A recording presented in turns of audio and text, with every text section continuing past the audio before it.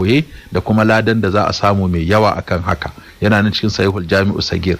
Hadisi na 15, annabi sallallahu alaihi wasallama ya ce wanda ya sallar duha wato sallar walaha, sallar hantsi raka'a 4 kuma ya raka'a 4 kafin sallar azhar, Allah zai gina masa katafaren gida a cikin aljanna. Wannan hadisi ya magana akan falalan sallar duha wato walaha raka'a 4 da kuma yin sallah raka'a 4 kafin azhar, Allah zai gina mutum katafaren gida a gidan aljanna. Yana nan a cikin sahihul jami'u sagir. Na 16, manzon Allah sallallahu alaihi wasallama yace haƙiƙa Allah da mala'ikunsa suna yin salati ga waɗanda suke cika sahun farko, waɗanda ba sa barin wata ƙofa a cikin saho sai sun cika ta. Duk wanda ya ga wani ɗan kafa a cikin saho ya je ya cike gurin, Allah zai ɗaukaka darajarsa da ƙimarsa da martabarsa. Yana nan a cikin al-silsilatu sahiha ta Sheikh Muhammad Nasiruddin Albani. Wannan hadisi yayi mana magana akan falalar daidaita sahu da cika sahu da kuma zuwa masallaci a sallar jam'i da garabasar da za a samu.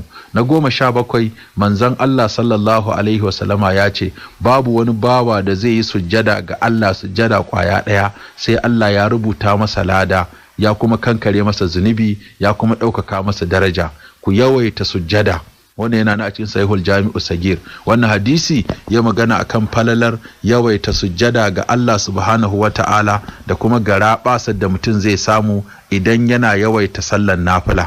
Na 18, sannan ya tabbata hadisi manzon Allah sallallahu alaihi wasallama ya ce wanda ya sallar asuba a cikin jam'i sannan ya zauna yana ta ambaton Allah bai tashi daga inda ya sallar ba har sai da rana ta fito, sannan ya sallar raka'a 2 salatul walha, za a rubuta masa kamar yayi haji cikakkiya, kamar yayi umara cikakkiya, umara cikakkiya, umara cikakkiya, umara cikakkiya, haji cikakke, haji cikakke, haji cikakke. Haka annabi sallallahu alaihi wasallama ya maimaita. Duk wanda ya sallar asuba kuma ya zauna a inda ya sallah asuban yayi ta ambaton Allah har rana ta fito yana nan, sannan yayi sallah raka'a 2 zai samu wannan garabasa.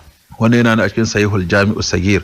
Hadisi na 19, manzon Allah sallallahu alaihi wasallama yace wanda yayi sallah 40 a cikin jam'i, wato kwana 8 jam'i bai tsere masa ba, yayi kwana 8 a jere sallolin nan guda 5 duk da shi ake kabbara harama, to Allah zai rubuta masa kubuta daga musifu guda 2. Na farko Allah zai rubuta masa kubuta daga wuta, ba zai shiga wuta ba. Sannan na biyu Allah zai rubuta masa kubuta daga munafunci, ba zai mutu munafiki